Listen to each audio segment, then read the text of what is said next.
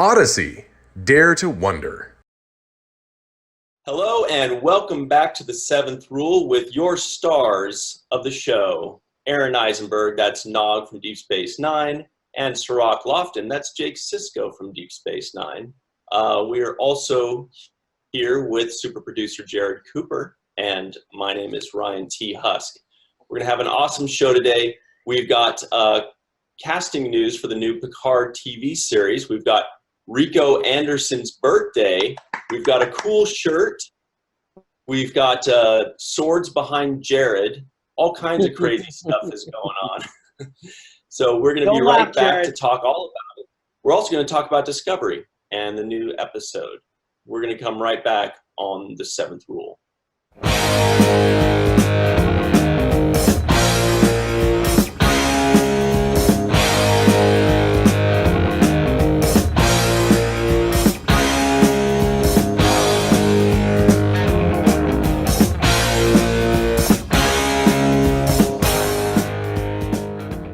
Hello and welcome back to the Seventh Rule with your stars, Aron Eisenberg and Cirroc Lofton.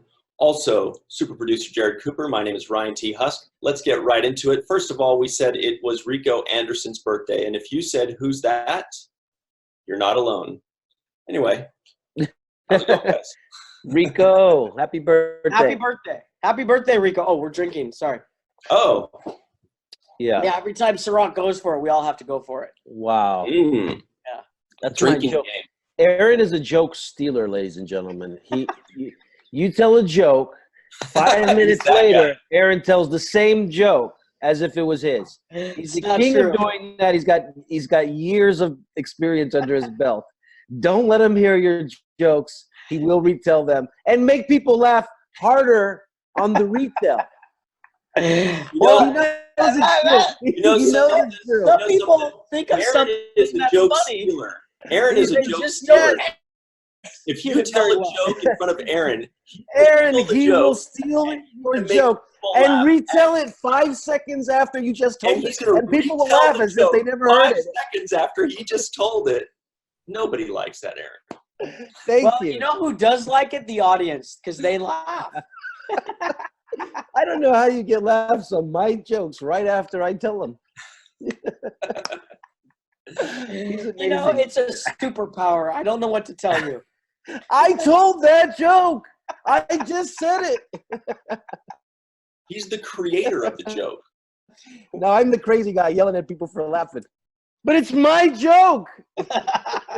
You're the Larry David of Star Trek.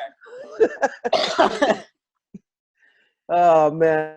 Thank you very much. You're Aaron welcome. Seinfeld and Larry Cirroc David.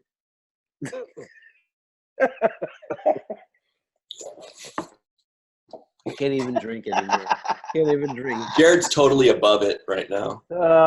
Jared looks like he's in a car that's not moving. His Wi-Fi is slower than mine for the first time, ladies and gentlemen. So we're getting there. So let's talk real quick about some. Let's talk real quick about some casting news. Get that out of the way because that's some big news for the Picard series. Out of the way. Let's get it out. So too much work. 2 new regulars. I don't think it says that they're going to be regulars, but I'm pretty sure these are going to be like, kind of like co-leads. Michelle Hurd and Santiago Cabrera. We know Michelle Hurd from Blind Spot, which is a radical series. And we know Santiago Cabrera from Big Little Lies and Salvation. Now, I'm trying to remember what character he was in Big Little Lies, because I definitely saw that series. And by the way, one of the best written series on television. It was only, I think, 8 episodes, but it was like top 3 or top 5 that I've seen in the last few years, Big Little Lies.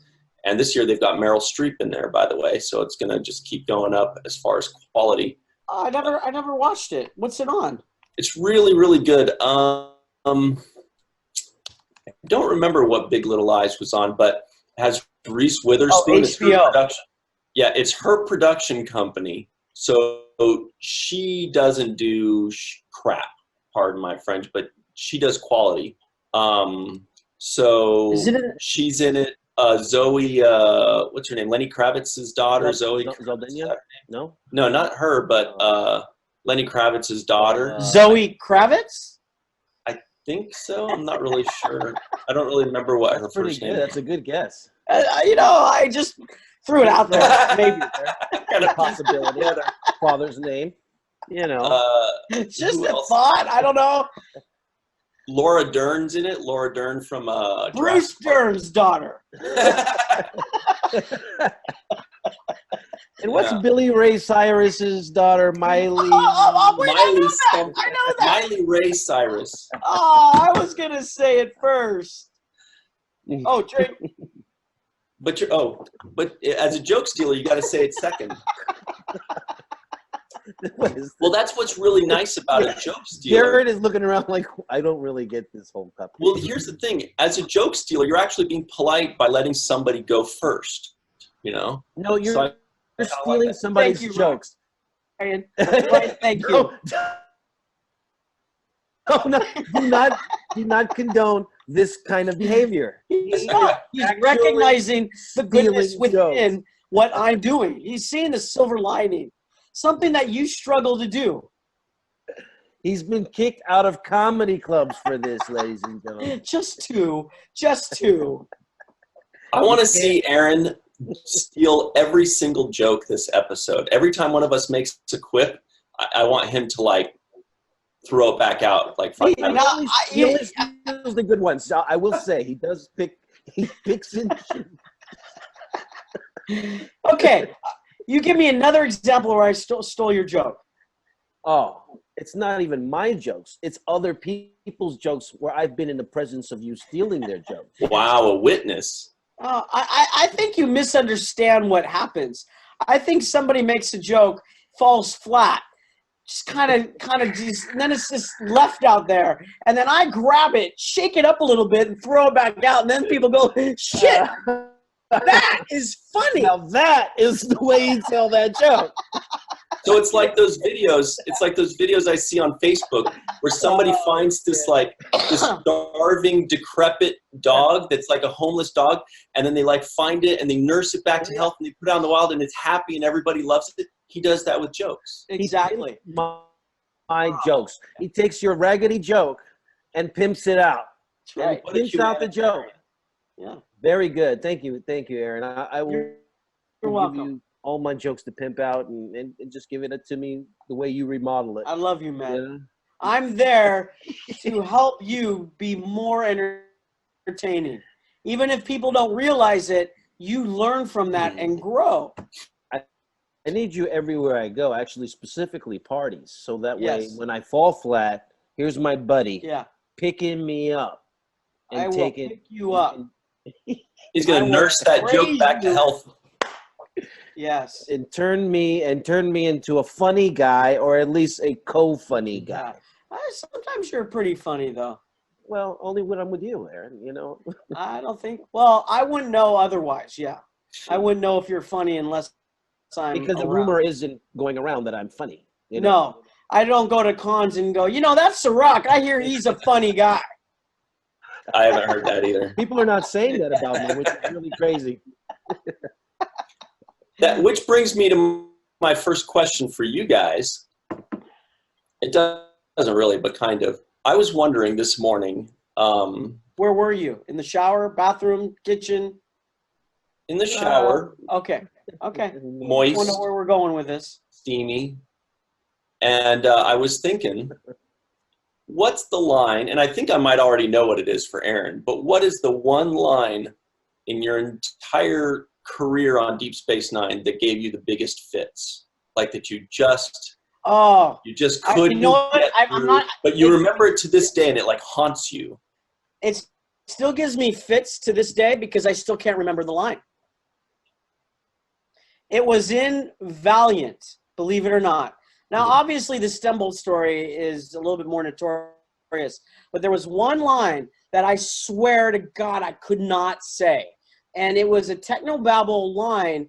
And I remember it was in, I don't know if you remember this, Cirroc, but we were in like a mess hall and there was a conversation going back and forth.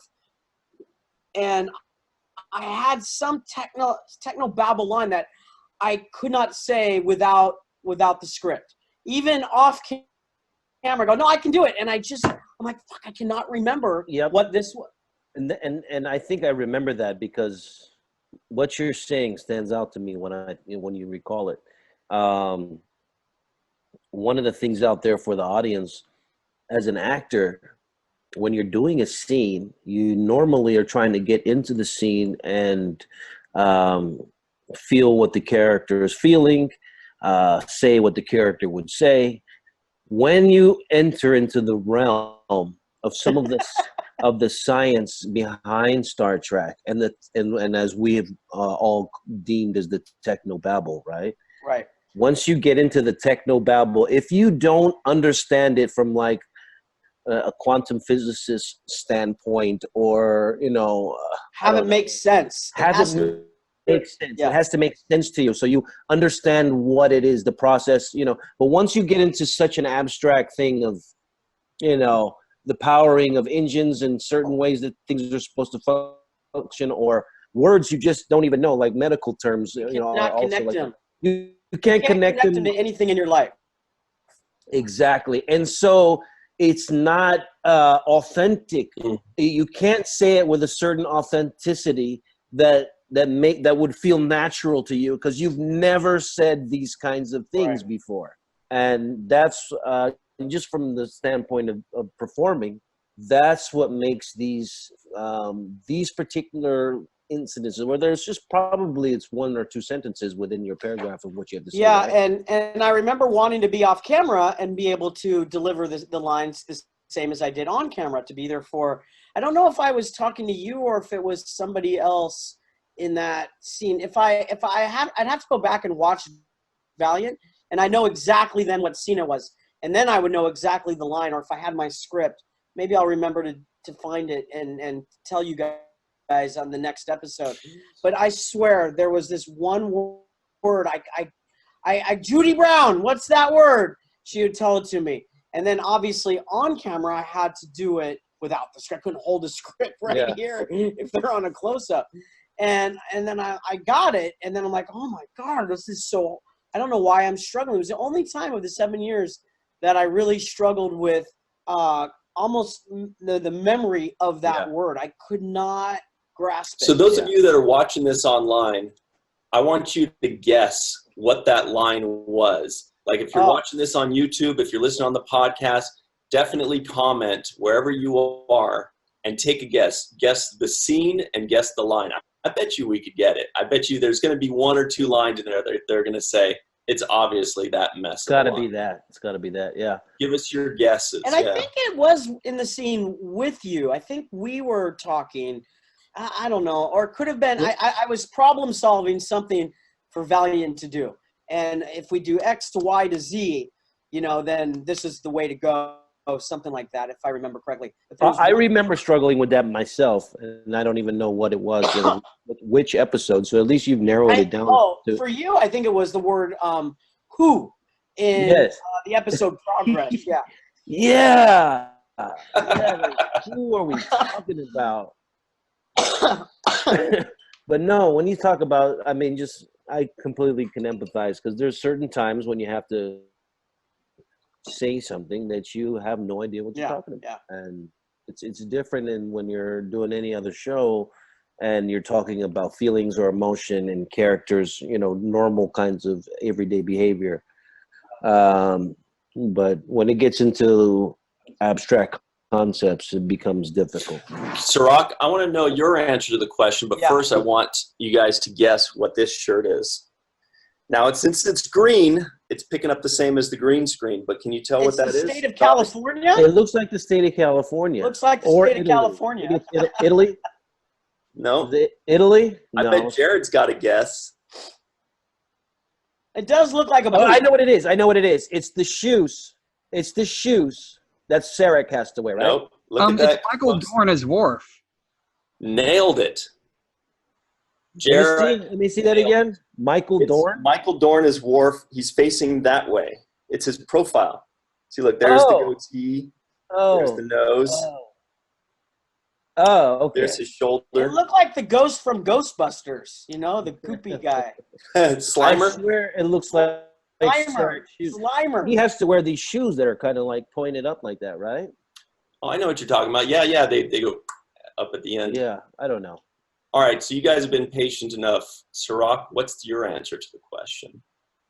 Out there. I really had easy lines. Dad was the hardest thing I had to say. Dad. Who? I said dad. Yeah. Who? I had one word. One-liners. They make it simple for me. One lines. No, I had it pretty easy. I was work. Everybody else had to carry the brunt of the I don't know, man. You worked pretty hard in The Visitor. Yeah, but I had a lot of help. I had a lot of help. Oh, you're welcome. Yeah, you don't have to thank me for that. No, I always had a lot of help. I had Avery there. I had, Tony Todd really killed that episode. You know what was great about Tony Todd? And I think I told you this, and I've said it somewhere before, maybe at a con.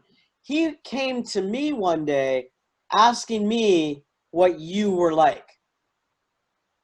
Yeah, like how you moved. Yeah. Yeah, when he came in, he said the same thing. I used to rock. Do you mind if I follow you around and look around? And now that I know he was asking other people about me, I'm really concerned if he was sent by somebody. Were you like when you got home? Hey, Tony, you're a great guy. I'm going to bed now. I'm going home. So, can you take my underwear off, please, Tony? You don't have to actually wear my clothes. Mom, he shouldn't be at the dinner table right now. Did he go to your classes, your set classes too, and sit in like one of those? Literally, I was taking a shit at Paramount lot, and he was looking over the stool to see how. Over the stool? I think he went crazy. Over to the Voyager set for Buffalo Wings to see what that experience was like. It was amazing. It was intense research. He was digging through my trash at night. It was amazing. The guy he's scary about how methodical he is.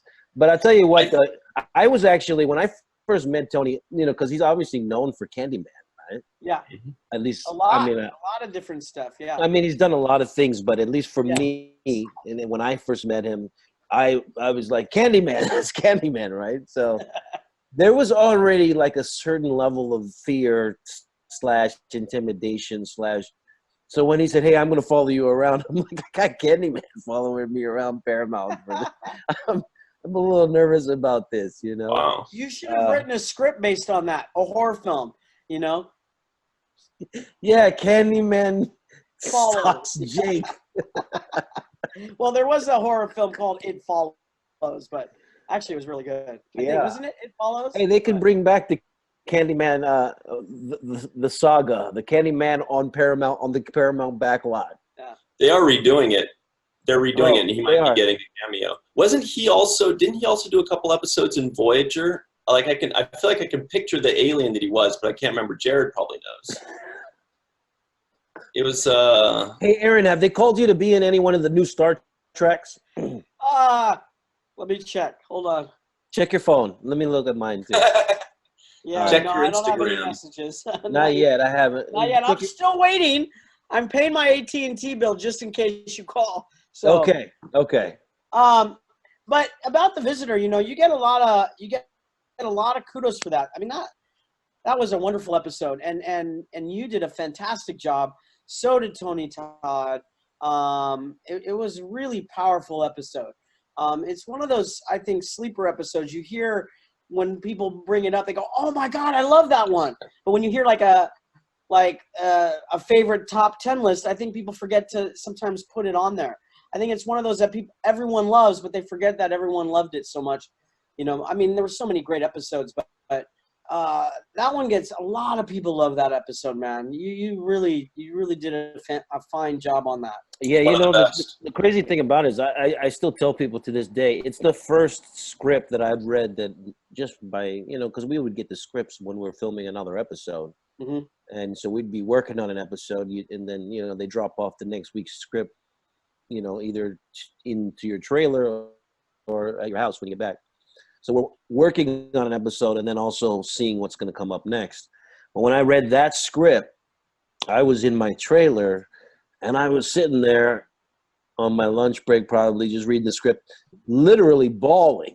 Yeah. And it's the first script that got me to cry like that. Yeah. So I was really just in anticipation of it. I was like, wow, this is like just good storytelling, just as a book. It was like riveting, Yeah. And then I remember also having to say to myself that I'd have to go to a place as an actor, once again going back to performing, that I'd have to go to a place mentally where I'd have to be able to deal and process this tragedy that was being laid out in the script. And Aaron knows, just like I do, it feels real to you when you have to draw from that place, because you have to draw from a place of tragedy, and you have to be able to relate to that moment and feel like that's what you are faced with. And you actually place yourself, at least I did, and I'm pretty sure you do as well, Aaron, that you place yourself in that mental state of accepting that kind of openness to that loss. Yeah, well, I remember doing that even as a child. Sometimes you think about your parents passing away as a kid, and it would connect to bring something in your own life. right. Yeah. Right. Yeah, I mean, that was similar in Paper Moon, where Nog, kind of goes into a whole nother different place in his mind. He's not himself anymore. And one of the things I connected to a lot in that, people say, well, how, you didn't go to war, did you have PTSD? Did you this? And I go, well, truthfully, when I looked at the script for Paper Moon, not once in the script did it say Nog has PTSD. And I'm really glad it didn't, because it didn't put a label on what Nog was going through. It just said, this is where he is at. Mm-hmm. So for me, I said, okay, where is Nog at in his mind, and why is he doing what he's doing? And I put myself into that. And to be honest, that's very close to what happened when I went on dialysis when I was a teenager. I had a certain personality, life force, if you will, before I went on dialysis, and then it went whoosh and dropped way down here. Everything kind of went inwards in my life. And then when I got out of that, and this is my real life, in my personality came out. My senior year of high school, I started, stealing other people's jokes, and then everyone else thought I was funny. That's where it started. My life kind of started a kickstart, and while Nog coming out of the hollow suite he doesn't say, yeah, I'm great, I'm normal. He says, no, I'm not okay, but I will be, is very telling of the journey that he had to go through. And I just, that's the place, Aaron, where you drew from. Is that the experience? Yeah, for the most part, I connected to myself. I just saw Nog as very cerebral. Very like, I don't want to connect. Everyone go away. I just want to hide. I don't want anything or anyone. I can't deal with this. I just want to be inside here in this little box right now. And weird. It's weird how that emotionally affects me right now. I don't know why. I don't know why either. Well, you do know why, because that space exists in all of us. Yeah, exactly. We all have that space inside of us. We all have a pain. We all have tragedy, or a place that we have boxed away inside of ourselves and left sitting in a place. And we don't want to access it. We don't want to remember it. We don't want to feel it, because we overcame it. We moved from it. Now, some people use it to empower them, and you can use it as a propellant. Yeah. But at some point, there's a pain that the pain is propelling you, so you're moving away from it, and you want it to stay in its past. But when you have to draw from it, like you just did right now in recalling, you went back there, you draw from that place. It's tied into your emotions, and it's tied into your being. And I think that's something people don't seem to understand about actors, and how we connect to so much within who we are in our lives, and that's the tool. That's one of the tools we use. And that's why we tend to be so vulnerable. or so emotional. And I think people don't really understand that about us. Absolutely, because you have to be in tune with this emotional space of feelings. You are constantly aware of feelings, other people's feelings, your feeling, and you're drawing from a place of these feelings in order to get into character. Yeah. And so, yeah, it is being an actor does require you to be observant and to be present and to be empathetic and to feel and be able to express those feelings however they would come out in its natural form. Yeah. All right, guys, we've got to run to a break real quick. A couple quick things. Number one is one of these coming up episodes I want to do where each of you talks about like the most powerful episode you've done. I don't know if The Visitor and Paper Moon would be those, but that's really good stuff. Really cool. Also, Jarrod gave us the answer we were looking for. Tony Todd was a Hirogen in Voyager. You could picture the alien. It kind of looked like the Enemy Mine alien from played by Louis Gossett Jr., I think. So that's what he was. And also a quick word from one of our sponsors. Trinity Comics Convention Services attends over 30 comic conventions a year and has private signings with some of the biggest celebrities and comic creators in the world. They offer COAs and certification through CGC and CBCS. Make sure to visit them online at trinity-comics.com. That's www.trinity-comics.com. We're going to come right back. Thank you. We're going to come right back. We're going to answer a whole bunch of questions, talk about a lot of really good stuff, and then we're going to talk about the newest Discovery episode. So we'll be right back on the 7th Rule. When will your adventure begin? Join the Federation and become part of a mission to traverse to the skies, bringing the unity of our work to places in need all over the world. The Federation has long been revered as an agent of protection for truth and for the betterment of humankind. That's why right now you can help the Federation more than ever before. With your donations, you can help our humanitarian missions and you can help our disaster response units. In a world where political discourse has left a void in our world's ability to help hurricane and other natural disaster victims, it's the role of the Federation to stand tall and make a difference. Shop the Federation Promenade and make your donation at trekfederation.com today. This is Odyssey.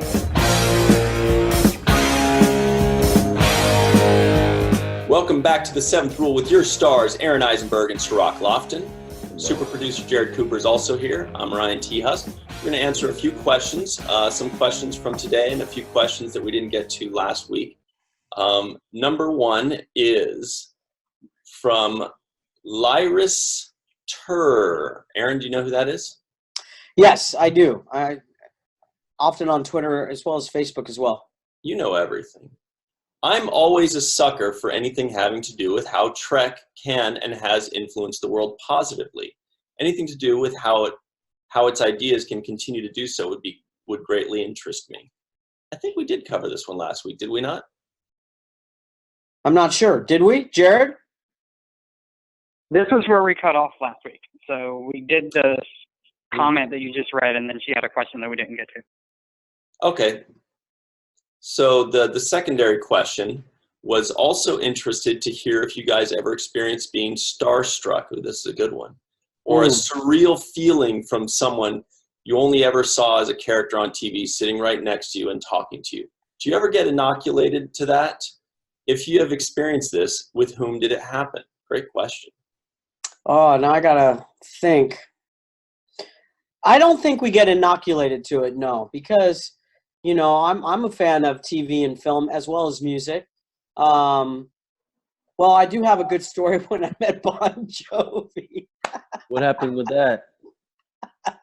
So this was actually before Star Trek, but I'm trying to think who have I recently seen and going, oh, I'd really like to meet. I'd like to go up and meet that person. Surely it would be Michael Chiklis, if anybody. He's got it. Oh man, we almost made it through this whole episode with it. Oh, you dropped the ball there. Boy. Thanks, Jarrod. Jared's the true joke stealer. He stole my line.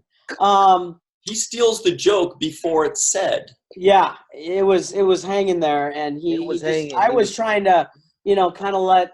He was going to draw it out. He was going to breathe, and then Jarrod just had to go in and Thanks a lot, Jarrod. So I met Bon Jovi. I'll have to do this one, and I got really excited, and so I this was at a screening of the movie Free Jack. So that tells you how long ago it was, and he was. And I had to go to the restroom. This was before the movie started. So I walked downstairs, and as I remember this like it was yesterday. As I'm walking to the bathroom, I see him standing there talking with Gary Busey. And so I walk in the bathroom. I go, oh my God, there's John Bon Jovi. Oh man, I gotta say hi to him, man. I love Bon Jovi. All right. I'll just be cool. I'll just go, hey man, I love your music. Keep rocking. Good luck on your next album. Okay, nice and simple. That's it. That's cool, right? I'm saying to myself. So I come back out of the bathroom. Now remember, I went into the bathroom to go, but I didn't go yet. I wanted to go say hi to Bon Jovi first. John Bon Jovi. So I rudely go up to both of them, and I go, hi, excuse me. And I go to John Bon Jovi. I go, hey, I just wanted to introduce myself and say I love your work. I love the last album, and I just want to wish you all the best on the next one. And he was like, oh, yeah, thanks, man. And then I realized right at that moment, oh, shit, I completely ignored Gary Busey. That was so rude. So I go, oh, Mr. Busey, I love your work. And he goes like this. So now I'm Gary Busey. So anyway, John, and I go, and I go back into the bathroom. Don't worry, I'm not done yet. And I go, oh shit, I'm so dumb. He goes back for seconds, ladies and gentlemen. What? You go back for seconds to embarrass yourself. I do, again. but not how you think. And I go, okay, I got to fix it because I always got to fix it. This is typical Aron Eisenberg, right? He stresses over everything. I think I fucked it up. Shit, I got to go back. I got to do something. It's not. No, it's not right. It's not right. I got to fix it. So I go, okay, I'm just going to go out there and I'm going to say, hey, Mr. Busey, look, I meant what I said. I love you, but not as much as Bon Jovi. Your imagination is cracking you up. It is. So I have an idea. I'm going to go do it. So I start to head out of the bathroom, and Mr. Busey walks in. And I go, oh, perfect. And I go, oh, Mr. Busey, zip. He unzips his pants. And I've already started. Let's just stop there. Let's stop here. Already unzipped his pants. You need to file a case for this one. Urinal. Okay, but all I've right. already started talking. So now he's at the urinal taking a piss, and I'm like, so, yeah, Mr. Busey. And he's all, yeah, what's up, kid? I'm all, Try to shake his hand? Yeah, no, I didn't. He didn't put it out. I didn't look down. I said, don't sign this autograph. And then I just said, yeah, I'm sorry. And then I walked out. I hope he pissed on your shoes. I would have pissed on your shoes. No, he was at the urinal. It would be hard to piss on my shoes unless he turned and, So you dissed Bon Jovi for Gary Busey. That's what you're telling us. No, not at all. Vice versa. No, because when I went out to go fix it, Gary Busey walked into the restroom. John Bon Jovi was still out there. He didn't come into the restroom. Yeah, I would have passed by Busey to go talk to Jovi, just for the record. No, that's what I did do. Oh. The first time around. But that was rude. I was rude. So you were trying to make up for that one. Yeah. Huh? I would have been rude to Gary Busey twice. That's funny. Cirroc, while you think of your answer, I just got to throw in real quick that Aron completely reminds me of something that happened to me one time. Yeah. which was when I was working in some fine dining restaurants as a struggling actor. One of my favorite humans in the world walked in, and his name is Baron Davis. Basketball player. I'm sure Cirroc knows all about him, being the basketball aficionado like he is. Now, I'm a big Golden State Warriors fan, and this was one of our many losing years. But Boom Dizzle was there, and he walked in, and he showed up with Terry Hatcher, the beautiful, lovely, and gorgeous and amazing Terry Hatcher. And so, of course, I sit them down, and I'm waiting on them, which is great, and I know exactly who he is. And he and I immediately just start talking basketball, because I think it was the summer of 2008 when they were going to draft Joe Smith, and they were going after Kevin Garnett. And so he and I started talking about the potential ramifications of July 8th and all this nerdy basketball stuff. And of course, Terry Hatcher, I told him I'm from the Bay Area because this is in LA. And Terry Hatcher jumped in. She goes, "I'm from the Bay Area too." And we both kind of go, "Yeah, but then so July 8th, well, and we start doing this. And then I realized, I'm like, You're dissing Terry Hatcher. 17-year-old Ryan would be kicking my ass so hard right now, because the beautiful and gorgeous Terry Hatcher's coming in, trying to talk, and I'm like, I'm just in love with Baron Davis here, honey. I'm sorry. That's all I care. Then she ends up going to the bathroom, and then he's like, hey, sit down. So I'm sitting down. We're like shooting this shit, talking. And then when she came back, it was almost like when you're having fun with your friend and like the parents come home, you're like, oh, I guess I got to get up now. I gotta go back to wifey. So I'll go get your water or whatever. Anyway, that's what that reminded. But then I have a million of those stories from Los Gatos, California. Is what? She's from Los Gatos, California, which is Bay Area, really close to where I'm from. Those gatos. So now that boring story's over, go ahead, Cirroc. No, I've had a million of these kind of stories. Starstruck. Yeah. I've been starstruck several times, but one of my favorite stories is the one where I was starstruck over Mike Tyson. Ooh. Really? Yeah. So I have a big, I like boxing, and I got a chance to see Mike Tyson at this party. And he's standing there, and I wait to talk to him. He's talking to some people. And finally, my opportunity comes, and I walk over, and I'm excited to see him because I'm actually a huge boxing fan, a huge Mike Tyson fan. And this was right after the Holyfield fight. And he gives me one of those kind of where you slap thighs and you do shoulder to shoulder. The How do show. you know which one to do when? It's kind of, you play it by ear, depending on the motion, body motion. So we did a slap thigh, shoulder bump, and then you do a back tap, right? That one, the boom. Yeah, I'm with you. So show, So as we were going in for the boom, I said, "Watch the ear." Completely as a joke, Aaron, a bad joke that fell flat, right? One of my. I would have warned you, dude. I wish you were there to say, "No, he meant watch the ear." And then, but it would have worked for me because I got big ones. You'd be like, "Wait, I'm a dog." Get it? It would have laughed. You would have got laughs. Me, I got Tyson to actually get into full rage mode right in the middle. Oh, no way. Yeah. So he started to flex, and it was like Bruce Banner turning into the Incredible Hulk. I felt that moment, right?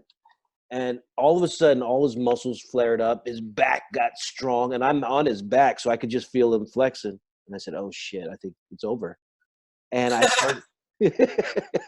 start to back away, and he's looking at me like, I'm about to kill this kid. And right? And I could feel him and I pull my hand away just in time. The bodyguard, he had a bodyguard, which was great for me. His bodyguard was there and pushes me back, and he says, "Get out of here, kid." And literally saved my life because Tyson was about to knock me out. Wow. Beautiful story. So that's my, I was starstruck, and then I almost got my ass knocked out by the guy I was starstruck by. So and then that thing has happened to me in multiple forms, not getting knocked out, but being starstruck and something silly would happen in your case, like the Jovi story. So we all just answered 2 questions there. The other question was, did you ever disrespect a celebrity unintentionally? Yeah. Well, you just went through that. We all did that. So basically, what I realized is we should have Tyson on this show and say, Tyson, keep your ears open. Yeah. Well, here's the thing. Speaking of disrespect, a week after that, I'm driving down the 405 and I see a beautiful lady in her car, windows down, playing music, and she, she's single. I'm single. I'm in my car, so I try to kind of get her attention on the highway. But Wait, how did you know she was single though? Well, she was single, as in singularly in the car by herself, right? So, just clarifying. Okay. Just to clarify, She was alone. She was alone, singularly. Okay. So I try to get her attention, but we keep driving. It's the highway. So I get off. She gets off on the same exit, and we pull off at the light at the first, exit. And I've got my, I roll my window down. I'm trying to get her attention, and she looks at me and she turns the music down. Is like, "What is it? What?" And I'm like, "Hey, what's up with you? You look beautiful." Something. What's up with you? Hey, what's up with you? You know what I mean? I like the way you look right there. So all of a sudden, in the passenger seat, which I didn't realize anybody was in the passenger seat was all the way laid down. So here comes in a slow motion, vertically coming up, Mike Tyson. Mike Tyson, a week after the ear incident. And he just comes up and he looks at me and he's like, he gives me the Mike Tyson and he points at me. He's like, "I know this mother." And I'm like, "Oh shit. Oh shit. Oh shit." I run through the light to get out of there. Because it looks like I'm stalking Mike Tyson or something. Oh my God. So I'm scared. I'm just like, "Oh God, Mike Tyson. Why do I keep running into him?" I'm talking to his girl right now. So yes, I've offended a celebrity too. That's no, awesome. You've got a whole thing going on with Mike Tyson. This is hysterical. We really got to find him. Like we need to go on a mission to find Mike Tyson. Third time's the charm. Yeah. And it's kind of like it reminds me almost. You're like the Larry David of the boxing world or something. I have stories. I'll tell you what. So then like I'm working. Bowfinger, I'm working on Showtime. This is years later now, maybe a year or two later. Funny. I'm working on after DS9. I did the Showtime show, and so I'm working on this show. Showtime is doing the boxing thing, so they said, "Hey, we want to fly you out to a Tyson fight to Vegas." So I go to Vegas. Don't do it, dude. Don't do it. This all happened within a 6 months span, right? I'm at this thing. This is the third incident now. I'm at the Vegas fight, and the people at Showtime are asking me, who are you rooting for? Do you like Mike Tyson? These kind of questions. And I tell them this story while we're on the red carpet walking into the fight, right? And I'm like, "Yeah, actually, I got a history with Tyson and da-da-da-da." I got it. Yo, Tyson and I go way back. We got history. Yo, he almost bit my ear. So I'm telling him the story. I get, finished through the story. I get to my seat. As soon as I sit down, the fight is over. It's the first round, 30 seconds. And I'm like, telling this story made me miss my one and only actual Tyson fight I was present for. Wow. Someday, I'm going to find him and meet him, and I'm going to get you his autograph. Man, I love that dude, man. Tell him I really love him. So yeah, I've been starstruck. The other starstruck incident I had was with Michael Jackson, and that's really brief. But he was shopping with his kids, and I saw a crowd of people outside of the store. They closed it down, and I was like, "Hey, what are you guys standing out here for? What's going on?" He said, "Oh, Michael Jackson in there." And I said, "Oh shit!" So I stood in there with everybody else waiting for him, and that was the one and only time I actually got to see him. He walked past me on his way to the car, but I got to see Michael Jackson before he died, like couple of Wow. months. Yeah.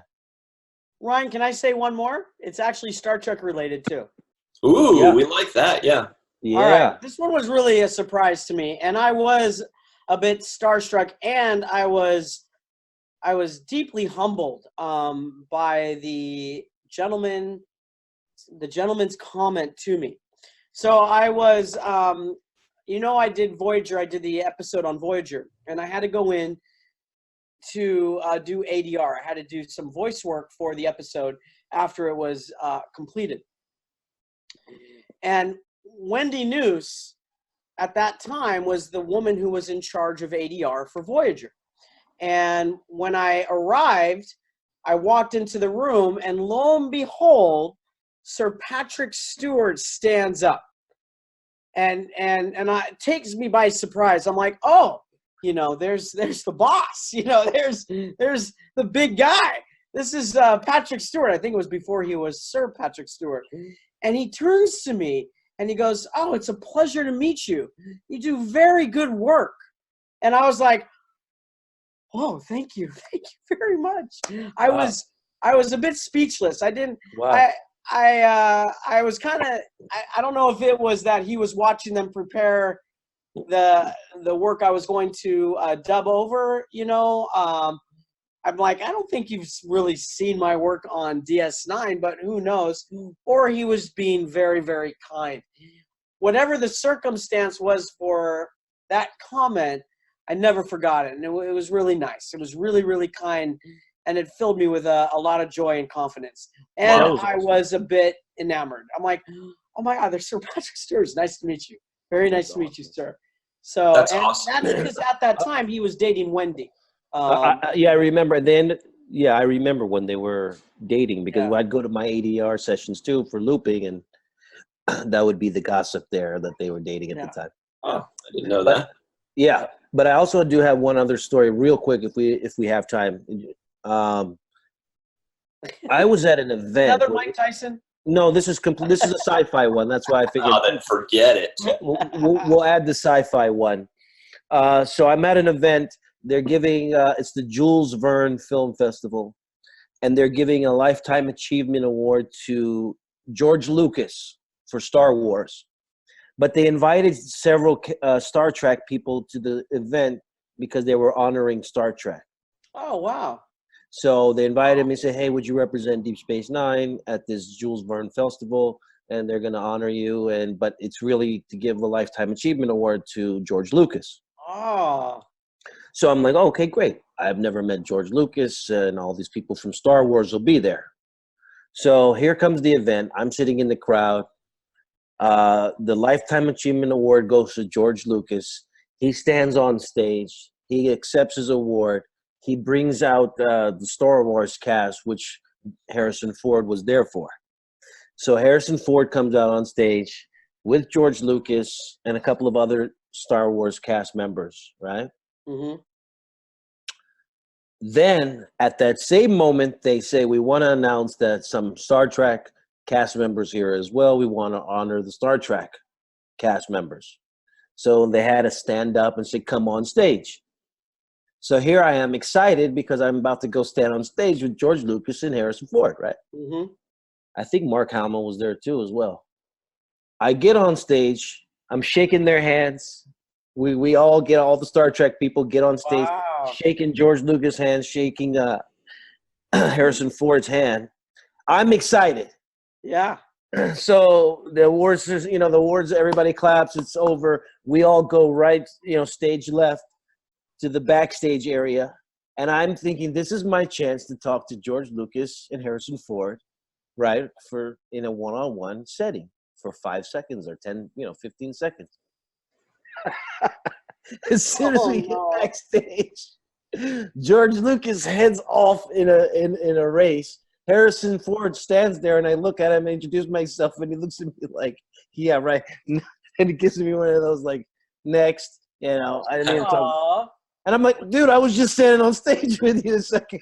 I was just standing on stage with you a second ago, and now I can't get the time of day with you. But it was hilarious because I kind of got dissed, or at least my expectations got, busted. Yeah, that's kind of My disappointing. bubble got burst. so I didn't get the moment that I was expecting because I am also, I'm a fan of their work. Yeah.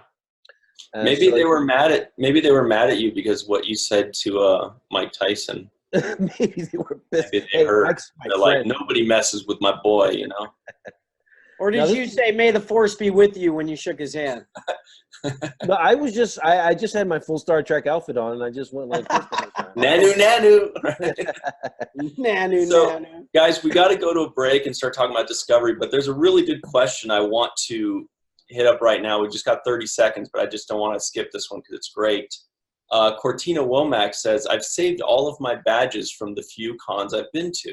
Do Aron or Cirroc have anything they collect from the cons? Would you and Cirroc do something Deep Space Nine spin-off, or would you consider it if asked? So I guess that's two quick questions. One is, do you collect something from conventions? And two is, if you were asked to do a Deep Space Nine spin-off, would you consider it? Yeah, go ahead, Aron. Yeah, I collect hair from all of my conventions. Just samples from every person that comes. That's what that is, huh? Yeah, that's what that is. I figured after a couple of years, I might have enough to give myself a new hair transplant and then actually have hair on my head. I actually try to save my badges that I get as well. And we go to so many cons over the years that it's hard to remember them. It's hard to remember. Yeah. They all kind of blur together. So yeah. I do try to keep the badges too. I do as well. I keep my badges, and I think asking us if we would do a spin-off is just, that's for sure. I don't know. Yeah, absolutely. We're still waiting for the phone call. So it's check been your like Snapchat. 25 plus years. Is this coming from Kurtzman? Is this a question from Kurtzman? No. He's contacting you from Snapchat. That's where. Damn it! It's not Kurtzman. All right. Well, we just want to work. We just want to work. Somebody call us, please. Great. We'll act for food. We'll act. And all right, guys. So those were great questions. I really liked them. Really liked the answers. We're going to talk about a little bit of Discovery now after the break. So if people don't want any spoilers, go ahead and skip to the end. Okay. And if you do want to hear about that and hear about spoilers and hear all the naughtiness that ensues, stay tuned. We'll be right back with the 7th rule. When will your adventure begin? Join the human adventure and become part of a mission to traverse to the skies, bringing the unity of our work to places in need all over the world. The Federation has long been revered as an agent of protection, for truth, and for the betterment of humankind.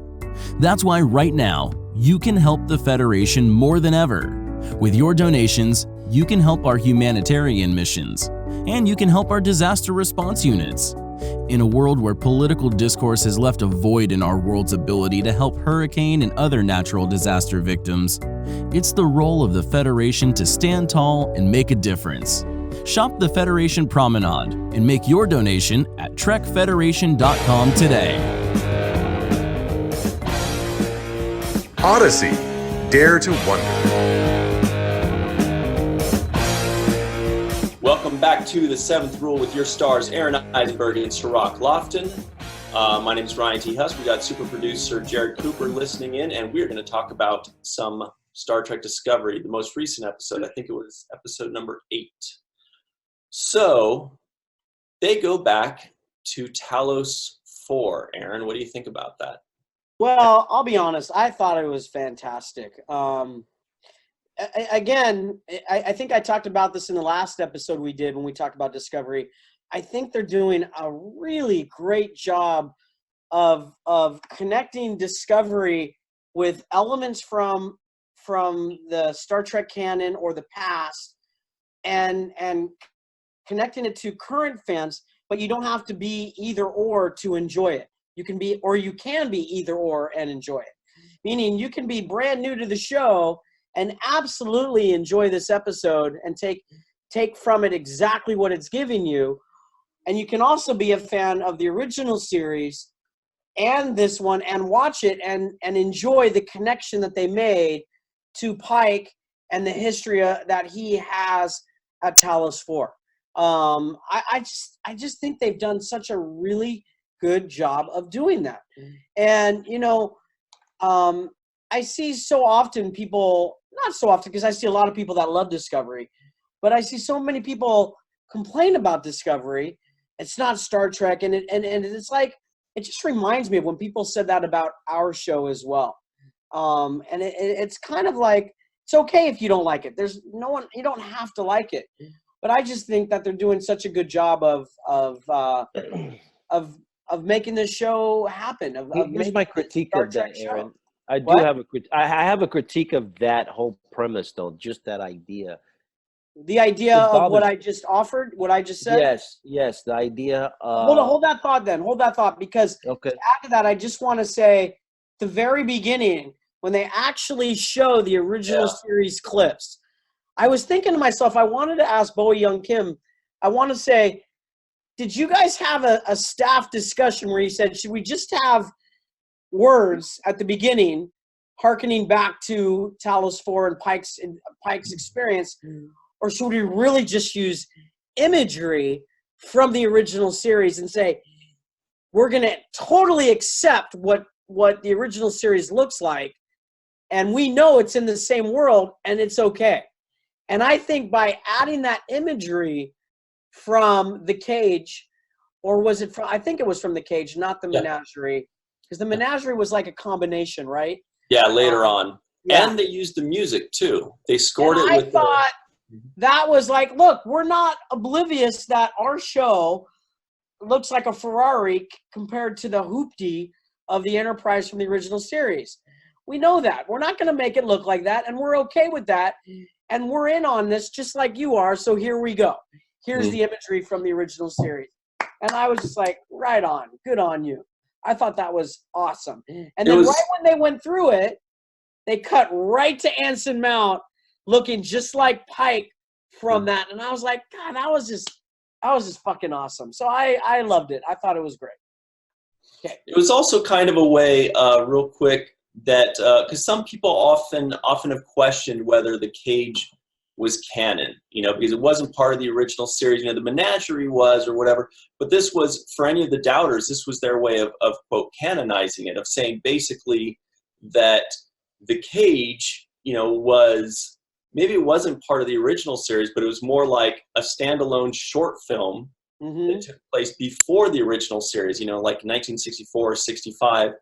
And so, as we know, Discovery takes place in between the cage and the original series. So now they're just like fully bridging the cage into Discovery, into the original series and all that kind of stuff. So that's a really, really good and effective bridge. I just want to throw that in. What were you going to say, Cirroc? Well, my critique of that is, once again, you're telling a story to tell another, like to confirm the other story you told is consistent or fluid. I don't like the idea of it. It just bothers me that you're telling a story to explain another story you told. Well, and the Pike, everything that you're saying is like they're trying to cover all these bases. This is what happened, and this is the this is the point in history that you saw. This is the other point that you saw. And now our show is going to be about drawing the line from this point to this point, right? And if you spend the whole time on a show recapping old shows or telling stories about why other stories were told, then you have completely hindered and handicapped yourself. As a science fiction show that has limitless story in front of it and creative possibilities for technology and ideas and the abundance of it, to now say, okay, this is the framework we have to operate within. It's no longer the expansion of the universe and how much infinite possibilities there are. It's within a finite sphere of, we have to get from this story to this story. How we're going to get there? We're going to tell it from, we're going to say this happened, and that's how we got Spock at this point. And that's what bothers me about prequels and trying to tell a story about a story. That's what bothers me. All right, we can see It almost as much as it bothered Mike Tyson. It doesn't stay true, which again, Star Trek is about exploring and pushing the boundary of technology, of civilization, of humanity, of relationships, of everything that we are about as a civilization on this planet, about what we are and what we try to strive to be, and explore and progress and be better. You now box yourself into, like, it's like telling the story between World War I and World War II. A whole show telling you a story about what happened between World War I. But it's like explaining those things as opposed to, I have a blank slate and I can talk about World War VII. Well, I think I don't agree with you in this instance, and I'll tell you why. The connection that they made to the cage didn't necessarily have to happen to have this episode stand on its own, as well as continue to tell the story of this season and what's going on with Spock. The reason why they did it, probably, I mean, that would be a writer's question, is more to connect the dots backwards, but the dots forward are telling a whole nother story that has nothing to do really with the original series or TNG or anything, and is a story in of itself, discovery and Spock's journey and who the Red Angel is and what's really coming, and how they, the Federation, and maybe everybody involved, Klingons, Romulans, whoever, all the worlds are going to have to come together to stop this apocalyptic thing that may happen. So there's a bigger story here that happens throughout this episode, and the reason to go to Talos for, which was off limits to the Federation, and also put Discovery in a rogue situation by the end of the episode. So now the whole crew is at risk, but there's a bigger picture and a bigger war to be fought. But you don't know that unless you watch that whole episode, and why they actually had to go to Talos 4, which was specifically to help Spock unravel what was in his brain. And through that process, which I thought was also well done, and Ryan, you tell me what you think, because you're a bit more critical on the writers, brings out more of the relationship between Spock and Burnham and why we're here, or how we got here. And I thought it was great. I enjoyed it immensely all the way through. So I don't agree with you on this, Cirroc, on they're just trying to justify why they are set in this time.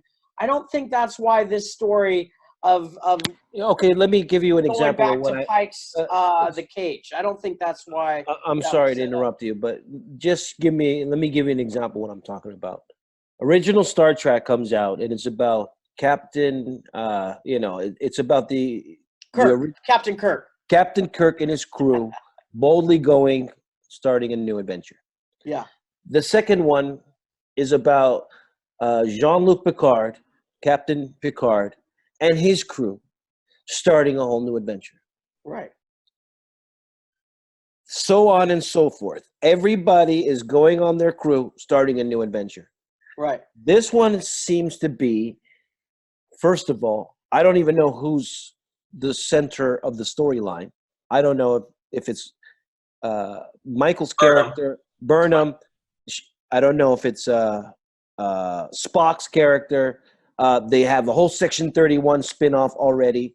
It's not telling a consistent story of a captain and his crew and their adventures. It is going backwards to tie up loose ends on the various dots of connecting past events.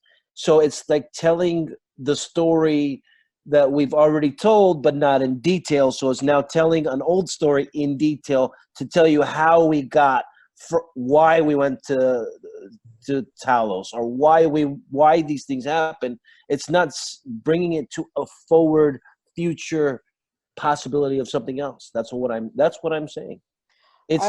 I think by the end of this episode, I think that's not true at all. I think it is as you said, let's take it down to its bare bones. And then I want to hear what Ryan thinks about the writing, if he agrees or disagrees. But the bare bones is TOS, Kirk and his crew going and on their adventure where they're going. TNG, Picard and his crew going on their adventure. Sisko, his crew, and all the adventures coming to them, on the station. Janeway, lost in space. Just Voyager's over there anyway, somewhere over there. And Discovery, they are on their own adventure. And now it's the stakes are an even adventure higher. that we know the outcome is going to be. We know. No, that's what I'm saying. That's not true because there is now a new enemy 500 years in the future that has its stranglehold on this world right now. And Pike's going to end up in a wheelchair, and everybody's trying to figure That's not what this is about, though. That's no, not. but I'm saying we know he's going to end up in a wheelchair. So yeah, but that's irrelevant. I'm not saying that this is the episode. Overall, we're explaining how he's going to get to a wheelchair as opposed No, we're not. That's not what this is about. It's not about how he's going to get to the wheelchair. You just have that preconceived idea that he's going to get to the wheelchair. Okay? You have that idea. But that's not what this journey's about. It's not at all. It's just in your head. What's the journey about? Now the journey is how to stop the apocalypse, how to stop the end of the world, the universe. Right now, that's what Yes. the whole That's show. at the end of this episode. Yes. No, not this episode. No. I'm not Well, talking. no, because the journey. I'm talking about the show. What is the show? The series is about fill in the blank. The series is about. Boom. I think I want to try and rephrase what you're saying because I think there's another word to it. You think that the Star Trek show should be telling their own story rather than being over reliant on things that have come before. Yeah, rather than filling in the blanks. Yeah. Just to give an example, you wouldn't want to see a Star Trek story all about the Cardassians on Deep Space Nine when they were taking over Bajor because you already know how that story ends. Exactly. Okay. That's exactly what I'm saying. And I know this story is gonna end where Spock is an adult who ends up being with Kirk. And I know that it's gonna end with Pike in a wheelchair. And I know it's gonna end with these various different things happening. So you're telling me a story where I know where the final destination is. It's just how do they get there? And it's a different kind of storytelling. It's a more CSI Miami or CSI type show where you know that the beginning starts with the murder that you see, and now it's about them figuring out how to investigate it or how it took place. And that's a different kind of storytelling to me than watching a film where I don't know the end of the movie. I don't know what's gonna happen at the end. But if I watch CSI, I know that they're gonna find the killer, and it's gonna be one of the 5 people they're investigating, and I know that. So I start out knowing what the end is going to be. On another show, I start out looking and I don't know where they're going to go with it. It's like, whoa, what's going to happen next? What's going to happen next? And to me, this feels more like the CSI format of I know where the end is going to be. And the overarching series of it. But, I mean, we could even look at our own lives. DS9, nobody knew the Dominion Wars were going to happen. Nobody could predict those things. They were new to us. Nobody knew the Defiant was coming. Nobody knew the Dominion Wars were happening. Nobody knew if we'd even make it to season 4. Yeah. And that was the beauty of the uncertainty of it.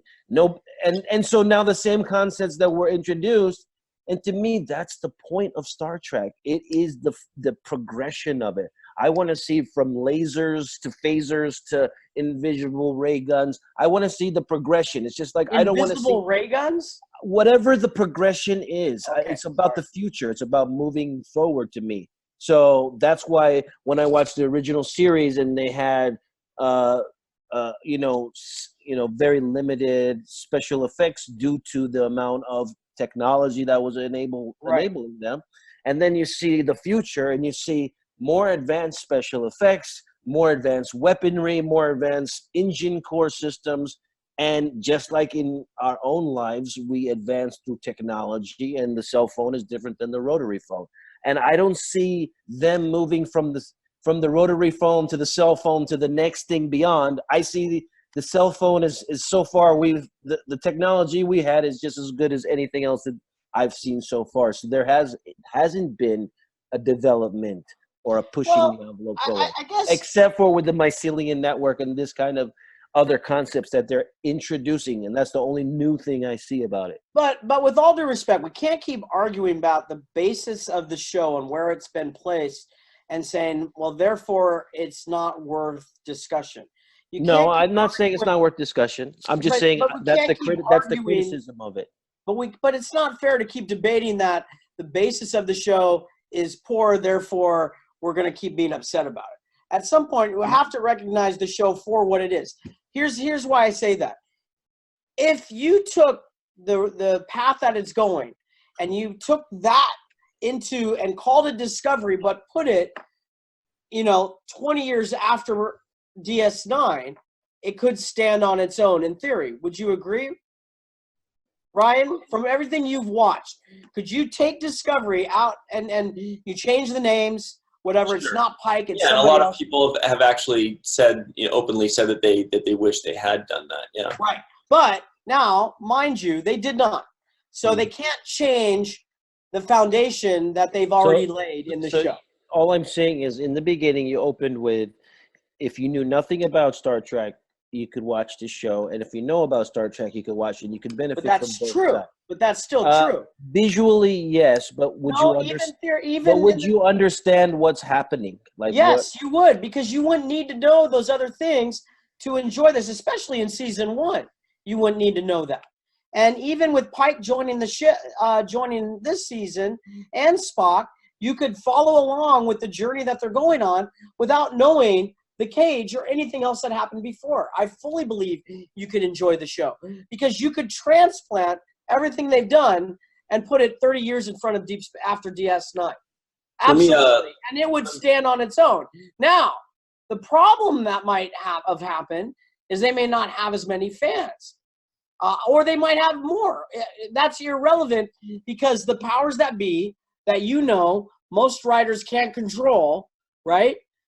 Said, no, we want it on this time and we want to do this. And maybe they make concessions in order just to get something going. I don't know. But I'm just saying, at some point we can't keep being upset about that because that's where we're at. And we have to take the show for what it is. And I think they're doing a fantastic job. I feel like it started in that regards, I will say that they're doing a good job of doing that. Whether you like it. I got something positive about it. Of doing that, they're doing a good job of telling a story that we already kind of know where it's going to go. So they are doing. Did you like the Titanic? Did you like the Titanic? That's exactly what I was going to say like 10 minutes ago. But I was going to say, and I did like the Titanic. How the Titanic ends, right? That's the big joke. But it's one of the biggest blockbusters ever because of the execution. That's the key. So I will say that it is a talent it is a talent to take a story where you know the ending and make it interesting, and they are doing a good job of that. And what you do is you also have. I mean, look, they are. Except, once again, one of the things that Star Trek is powerful, one of the things that makes it special and unique is its advancement. Okay. Ryan. Okay. So, So, I mean, look, every biopic we've ever seen, we know how it's going to end. Every History Channel thing we watch, we know how it's going to end. I get it. I've made the joke. We know how it's going to end, but why do these things do so well? Is because it's execution and because people oftentimes are still interested. Me personally, I didn't watch the Titanic because I knew how it was going to end, to your point. But I hear it's one of the best movies ever made because it's not about the end of the ship sinking. It's a love story. Journey. It's about all the other stuff. Now, a lot of people have made the same complaint that they wish that they just put Discovery 20 years into the future. And the answer to that is now they're doing the new Picard series 20 years in the future. So we'll have that taken care of. Now, as far as, so I mean, that's just, it's true that's, we could critique it and it would be valid because a lot of people are saying they're tired of things going back in the past. They're tired of all the prequels. They want to go in the future. But that's what it is. And it's going to tie into some things in the future. They're making it like an anthology thing. So hopefully, it'll all blend in together. Hopefully we'll get some phone calls, Cirroc. As far as so if they keep going, Sorry, Ryan, I was just making that's okay. I was going to say, as far as the writing is concerned, I noticed something every week that is either really good that I hadn't noticed before, or that's improving. And what I noticed this week that was significantly improved was the dialogue, especially like 2 or 3 person dialogue, banter between the two, like the banter between Spock and Michael when they're having like this back and forth question game, like where Spock says, "Do you have a better question?" And Michael says, "Is there a better version of this conversation?" And he says, "Do you have a helpful question in your arsenal?" And she mentions the beard, is that beard working for you or whatever. That was really good. That was funny. Really good dialogue. There was also, Pike had some great lines in there at the end with Detmer interrupting Pike and saying, "Course heading, sir." And then Tilly says, "Yeah, it feels like we should get going like now." They really significantly improved the dialogue that I noticed this week. So that's stuff that is probably the biggest, most important thing in Star Trek is this dialogue, these relationships between 2 characters, these one-liners. For example, when you guys were talking about the story, it just automatically reminded me of one of my best Worf lines when he was in Next Generation, and he's talking to some old Klingon that was a friend of his father's, and the old Klingon says, "Did I ever tell you about the story about your father, whatever?" And Worf kind of sighs and says, "Yes, many times," and he says, "It is a good story, Worf." And Worf goes, "Yes, and you tell it well, but," he goes, and it's just a funny line to me, like they still have, they're still like polite and cordial. Yeah, it is a good story, and you tell it well, but, and that's the kind of stuff that made Star Trek really what it is like the dialogue between characters, like the relationship between the 2 of your characters, like there are an infinite amount of quotable lines and moments and dialogue sparrings between your 2 characters or between Garrick and Bashir, great stuff. And I think this was the first episode where that finally worked. The first episode in the first season got a little bit of that between Michael and Saru when they were kind of like battling it out on the Shenzhou. There was a little bit of good stuff there. But this was the first episode I think they significantly improved the dialogue. So kudos to Alex Kurtzman, because this is right around where he's taken over. So I don't know if he had a direct hand in that or it's just a coincidence, but I liked it. Yeah, I feel pretty strong about last week's and this week's, and I feel like they're no longer like throwing like all these different things. Although I still wonder, they still have a big giant rock of dark matter sitting in the cargo bay. And it's like, hello, have we forgotten that we've got a big giant, They'll get back to that. And Jet, has been a no-show. So I feel, same with the Linus, the Sleestak guy, has vanished. And the reason I bring that guy up is at one point they were giving him lines, and I'm thinking, where they had some ideas where they wanted to explore something, and then said, we're going to put a cork in that because we're doing this. I think they're just introducing people bit by bit so that they can come back to them later. Like L'Rell, and, L'Rell's coming back later.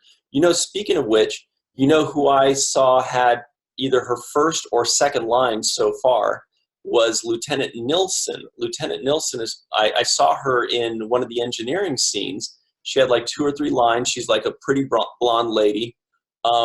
Now, she was introduced in the first episode of the second season. Didn't have any lines. We just kind of saw her in the background. She's actually played by the actress that played Ariam in the first season. And now they replaced the actress. That was her, Sarah Middich. Exactly. So she, I was watching, and in engineering, that's maybe those lines might have gone to Jet and she wasn't available or something. I don't know. But they had that third person in engineering. And it was cool to see, Sarah Middich is still working. She doesn't just like vanish forever. She's back. This is true. Yeah, but then I don't know. I mean, then have that guy walking in the background, you know, when they're walking through, just so you know he's still around. I mean, it's not a big complaint, but He'll be back. It kind of, yeah, I know. It just kind of, and they got away from the silly humor, you know, which was good too. But I liked how it ended, and it ended, you know, a bit roguish, and it'll be interesting to see Who's the two favorite characters that you like? And I think that's what's important. When you finish the episode, are you looking forward to the next one? You're like, I want to see the next one, you know? And I do. I'm looking for the continuing story. And I wasn't necessarily feeling that about 4 episodes ago. I mean, I was, just because I'm a fan of the show, but the episode itself didn't go, I can't wait. I'm like, oh my God, they're just introducing things, but there's no real, you know, I'm not feeling like, we're done. I can't wait to see what happens. You know what I mean? Like when they were having like 3 or 4 stories at once, I was like, they're just feeding me ideas, but they're not really taking me on a journey. And then like you said, there's dark matter sitting there that's kind of just sitting in the untouched story. And Cirroc, you had a question about characters, I think? Well, yeah, you mentioned earlier about the development of 2 characters, and it just lead me to think that like you said on our show, we had, you know, Jake, the Jake and Nog character. You had a lot of 2 character interactions, you know, with Chief O'Brien and Dr. Bashir, and the kind of the 2 character stuff. I wanted to know if you guys had a favorite 2 character interaction on this show, like which one stands out as kind of something that you really look forward to, or you like these 2 characters going back and forth. You know, that's a really good question, and I have not yet. And I think that may be what is severely lacking for me personally. I haven't found that I got one character relationship that's really, I mean, I know they've done a little bit between Michael and Saru, but it's more of like, they're more like brother and sister, you know, because she kind of lost her family and he lost his sister. And so they're kind of like each other's, you know, adopted sibling, you know, so that's kind of sweet and cute. There's a little bit of that fun banter between Michael and Giorgio, but not much. And Michael and Peichel are kind of having fun together back and forth. But there really hasn't been that yet. Michael and Spock so far, that one scene was the best I've seen so far. That was good. The one that I'm enjoying slowly from the last 2 episodes is Ash and Pike. Okay. That I'm actually like, this should be interesting. I feel like Ash is a little too arrogant for the history that he has. But in the last, not this episode that we were talking about, but the one before, Pike called him out on it in a way, and I thought that was pretty clever. You know, they didn't just brush it aside. They said, "Hey, remember you killed somebody. Just relax." Yeah, just remember that. The other one that's actually kind of getting there is Culber and Stamets. I got to comment on that. They've always been pretty good, you know, like in one way, but now they're actually introducing more conflict and more drama and more problems in there. And actually, there was really good dialogue in that scene between Culber and Stamets in their quarters. Excellent dialogue there. And there was also really good dialogue between Culber and Ash when he did the confrontation. Just the whole episode just had head and shoulders better dialogue, and hopefully that's going to translate to more memorable relationships, you know? See, I wasn't a huge fan of the Culber and Stamets scene in this one. I felt it was really, I didn't care for that writing, to be honest with you. And I'll tell you why. I felt there should be at least a little bit more empathy for where Stamets would be in having somebody that he deeply loves and cares about coming back. It felt too Pet Cemetery to me, you know, and Culber being, you know, the one that was brought back and, you know, now he's going to kill everybody on the ship. And I get that he's upset, and I get that, you know, he's lost and all these kinds of things. I just honestly feel that could have been explored a little bit less than they did. I don't mean less in time. I meant everything went up so high, so fast, smashing of things, all this rage. And I thought, Whoa. let it build. Let him have a little bit more, I don't know what's going on, and a little bit more empathy from Stamets rather than hey, we're back together. Hey, let's have that. It's like, hey, this is a weird dynamic. And it's a little bit too normalized and then escalated. And it doesn't feel real to me. I understand the emotions they want to get to, but I felt like we just jumped, 0 to 60 in 3 seconds, and it bothered me. I feel like they're wasting that build up to what happens between Ash and Colbert later. I felt that almost happened too soon. Also, it should breathe a little bit more. A little bit closer calls rather than, boom, we're going to knock it out. Now, yeah. Colbert was about to beat that Ash. I did love Saru's reasoning and Pike's acceptance and say, okay, but not again. I thought that was really good. I just felt that could have breathed another 2 episodes rather than, boom, straight to 1. So that's what bothered me. Aaron, I made a joke for you, and you missed it. I was hoping you would steal it a little later. I was saying that Colbert was getting ready to pound that Ash.